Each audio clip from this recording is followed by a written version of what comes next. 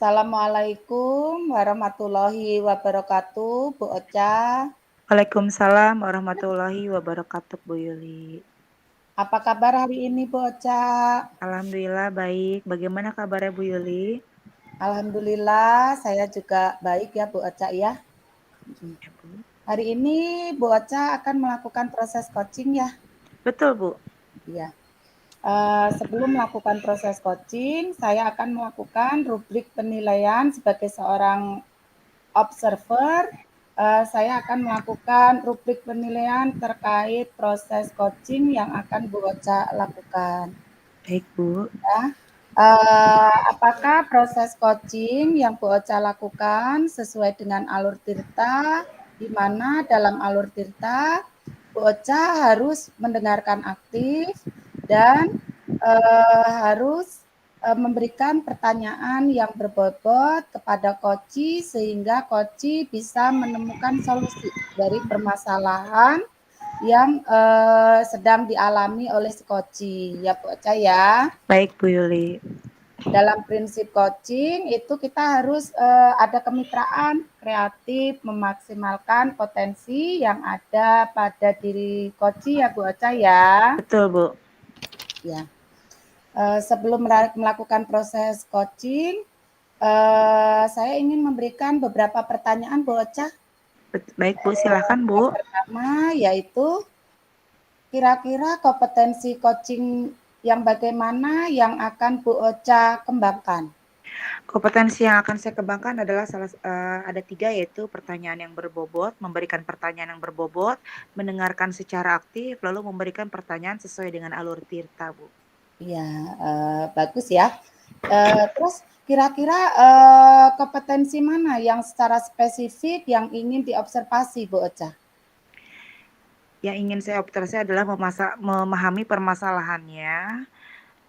Lalu sebagai coach saya akan berusaha menggali potensi yang ada pada diri coachi untuk menyelesaikan permasalahannya, Bu. Ya, ya.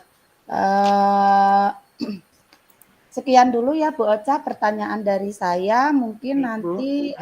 akan saya lanjutkan untuk pertanyaan berikutnya setelah proses coaching Bu Ocha berlanjut ya. Baik, Bu. Silakan Bu Ocha. Silakan Pak Ian. Pak Adian, silakan. Assalamualaikum warahmatullahi wabarakatuh.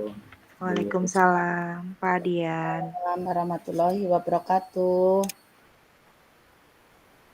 Bu Rosa, saya mau ngobrol sedikit cerita tentang permasalahan saya ini. Ya, baik, Pak. Apa kabar sebelumnya, Pak Adian? Alhamdulillah, kabar saya baik. Bu Rosa sendiri bagaimana? Alhamdulillah baik, Pak Adian. Kira-kira mau ngobrol tentang topik apa nih, Pak Adian?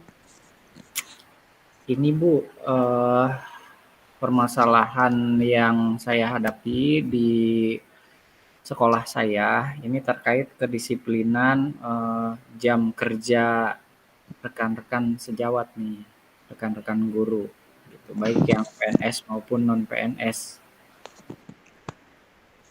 Oh gitu.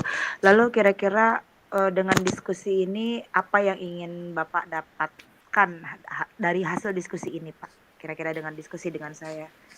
Ya, saya berharap sih setelah diskusi kita hari ini, saya mendapatkan solusi untuk mengatasi atau untuk menyelesaikan permasalahan yang ada di sekolah saya, terutama terkait kedisiplinan jam kerja bagi guru-guru gitu.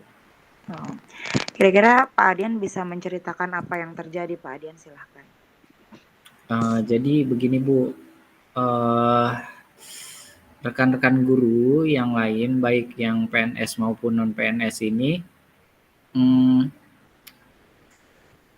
jam kerjanya kan sebenarnya kita sudah diatur ya, terutama yang ASN nih, masuk jam 7, selesai jam 2 siang gitu kan. Nah, guru-guru ini baik yang PNS maupun non PNS ini datangnya hanya di jam ngajar, terutama yang ngajarnya siang nih, misal jam 10 nih kelas 2 itu datangnya ya jam setengah 10 baru datang gitu kan. Kemudian selesainya jam 1 misalnya. Setelah selesai ngajar di kelas, ya dia langsung aja gitu beres-beres pulang gitu. Jadi nggak sesuai dengan jam kerja yang seharusnya, Bu. Gitu. Kira-kira menurut Pak Adian, apa sih penyebabnya hingga hal itu terjadi? Apa ya, Bu ya? Mungkin karena kurangnya kesadaran kali, Bu ya. Apa jadinya kewajibannya ini kan ngajar. Ya udah, yang penting di jam ngajarnya hadir. Sebelum jam ngajar ya sibuk di rumah mungkin gitu. Kayaknya kayak gitu, Bu, mungkin. Nah gitu Pak. Lalu menurut Pak Adian, situasi apa yang ideal yang Pak Adian inginkan itu seperti apa? Ya, pengennya walaupun ya saya juga paham lah guru-guru yang lain juga punya kesibukannya masing-masing di rumahnya gitu kan. Tapi diharapkan sih kesibukan ini bisa dilakukan sebelum jam kerja atau setelah jam kerja gitu, Bu. Jadi misal pagi-pagi harus masak gitu. Ya bangunlah lebih awal gitu kan untuk menyelesaikan urusan di rumahnya dulu gitu. Jadi jam 7 tetap bisa berangkat ke sekolah. Oh begitu Pak. Lalu apa yang kira-kira yang bisa membuat hal itu terwujud Pak? Ya kesadaran diri masing-masing sih, Bu. Terutama di jam-jam kerjanya jadi dalam memanage waktunya gitu, Bu. Begitu. Lalu ada gagasan apa yang ingin Pak Adian ingin ungkapkan gitu kira-kira?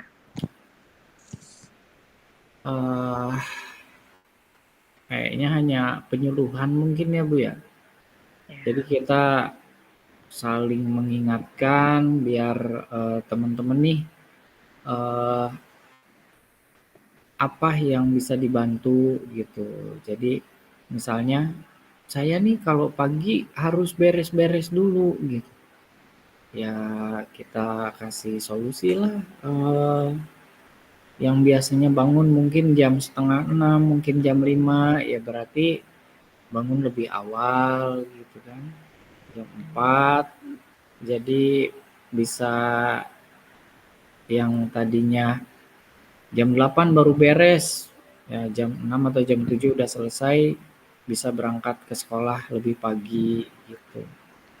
Oh begitu Pak. Lalu apa sih yang perlu disiapkan dan gimana biar berjalan dengan lancar Pak?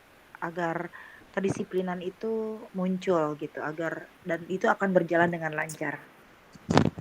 Kayaknya perlu ini, Bu, pendekatan secara personal mungkin ya, Bu ya. Oh baik Pak. Pendekatan secara pribadi, ngobrol gitu kan. Kenapa sih datangnya hanya di jam ngajar aja gitu. Padahal kan kita tugas itu ya jam kerjanya itu kan dari jam 7 sampai jam 2 gitu. Kayaknya secara pendekatan secara pribadi sih, Bu.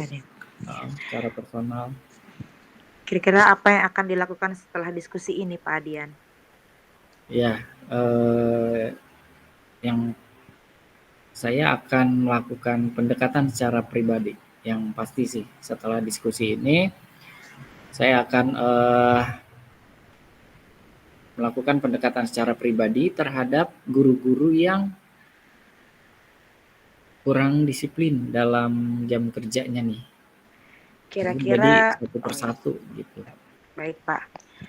Kira-kira waktunya kapan dan Pak Adian akan mengajak siapa untuk mendukung programnya Pak Adian ini gitu? Tujuannya Pak Segera, Adian. Bu. Besok bisa 1 orang karena ada beberapa orang ya yang kurang disiplin di jam kerjanya, jadi saya bisa mulai besok 1 orang dulu gitu kan. Kemudian jika di jam-jam berikutnya saya ada jam kosong bisa ngobrol dengan yang lain lagi, gitu Bu. Baik Pak, lalu Bapak akan mengajak siapa Pak untuk mendukung tujuan Bapak ini? Kira-kira Kepala Bapak sekolah akan Bu. melibatkan. Oh, oke, baik. Saya butuh dukungan kepala sekolah karena kepala sekolah juga wajib tahu kinerja bawahannya ya, biar kepala sekolah bisa menyemangati teman-teman ini untuk hadir di jam kerjanya gitu, bukan hanya di jam ngajarnya aja. Oke. Lalu berikutnya saya ingin bertanya bagaimana cara memastikan tujuan ini agar berjalan dengan lancar Pak Adian? Yang pertama, yang pasti saya komunikasi dengan kepala sekolah dulu, biar dapat dukungan dari beliau. Kemudian saya cari waktu yang pas untuk ngobrol bareng dengan guru yang bersangkutan dan kepala sekolah gitu, atau baru guru yang bersangkutan dulu nih gitu kan. Kemudian di suatu kesempatan di forum barulah kepala sekolah untuk memberikan support atau arahan agar teman-teman ini bisa memenuhi jam kerjanya. Baik Pak Adian. Terima kasih Pak Adian sudah mengungkapkan permasalahannya Pak Adian kepada saya, dan luar biasa Pak Adian memberikan solusi kepada diri sendirinya gitu. Lalu kita simpulkan saja Pak Adian ya dari hasil diskusi ini, kira-kira apa Pak Adian tadi yang Pak Adian dapat Ya. simpulkan? Kesimpulannya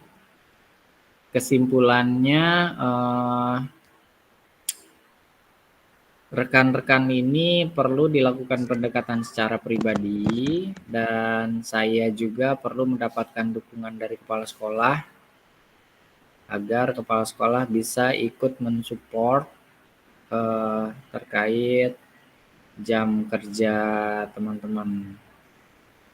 Itu Ibu. Oke, baik Pak Adian. Terima kasih. Luar biasa ide Pak Adian, gagasan-gagasan Pak Adian. Semoga tujuannya segera tercapai ya Pak Adian ya. Ya, amin. Dan kira-kira kita nanti akan ketemu lagi kapan Pak Adian, mungkin untuk segera setelah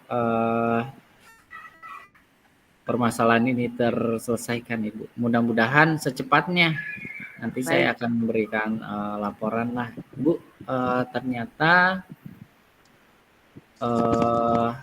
langkah yang saya rencanakan berhasil dengan melakukan pendekatan secara pribadi dan penguatan dari kepala sekolah pada bawahannya. Baik Pak. Tetap semangat kepada Pak Adian, semoga tujuannya tercapai untuk mendisiplinkan rekan-rekan guru sehingga menjadi pendidik yang disiplin dengan kinerjanya. Amin. Terima kasih Ibu untuk bantuannya. Sama-sama Pak Adian. Saya jadi bisa sharing. Sama-sama Pak Adian. Sehat-sehat Pak Adian. Ya, sama-sama ya Bu. Assalamualaikum warahmatullahi wabarakatuh. Waalaikumsalam warahmatullahi wabarakatuh. Assalamualaikum warahmatullahi wabarakatuh, Bu Ocha. Waalaikumsalam warahmatullahi wabarakatuh. Ya, kita ketemu lagi ya Bu Ocha dalam sesi pasca coaching ya Bu Ocha ya. Ya, betul Bu Yuli. Proses coachingnya sama Pak Adian? Alhamdulillah berjalan dengan lancar Bu. Iya, ya. Setelah proses coaching ini, saya ingin mengajukan beberapa pertanyaan ya Bu Ocha terkait Baik, Bu. dengan coaching yang sudah Bu Ocha lakukan dengan Pak Adian. Baik, Bu. Yang pertama yaitu apa yang sudah Bu Ocha lakukan terkait indikator ketercapaian pengembangan yang diinginkan? Saya sudah melakukan pertanyaan secara dengan alur tirta, lalu saya juga saya mempunyai passion yang mendengarkan secara aktif, lalu saya juga mengembangkan potensi dari Koci. Ya, terima kasih Bu Ocha ya. Ya, Setelah melakukan proses coaching, tadi saya juga sudah mencatat beberapa catatan ya Bu Ocha ya. Ya, baik, Bu Ocha sudah melakukan sesuai dengan alur tirta, serta dapat memberikan pertanyaan berbobot sehingga dapat menggali potensi yang ada pada diri si coach untuk menyelesaikan permasalahan yang ada ya Bu Ocha ya. Sekarang pertanyaan berikutnya yaitu kira-kira kompetensi apa lagi yang ingin dikembangkan Bu Ocha pada saat melakukan coaching? Ya. Pada saat melaksanakan coaching, saya ingin bersikap lebih sabar dan ingin lebih banyak terbuka dengan Bu. Itu saja sih. Ya Bu Ocha ya. Jadi kesimpulannya yaitu semoga di proses coaching Bu Ocha berikutnya Bu Ocha bisa lebih memahami tentang coaching dan bisa melaksanakan coaching sesuai dengan alur tirta ya Bu Ocha ya. Baik Bu. Sehingga si coach dapat menggali kompetensi yang ada pada dirinya. Seperti itu ya Bu Ocha ya. Terima kasih Bu Yuli. Sekian dari saya ya Bu Ocha ya. Assalamualaikum warahmatullahi wabarakatuh. Waalaikumsalam warahmatullahi wabarakatuh.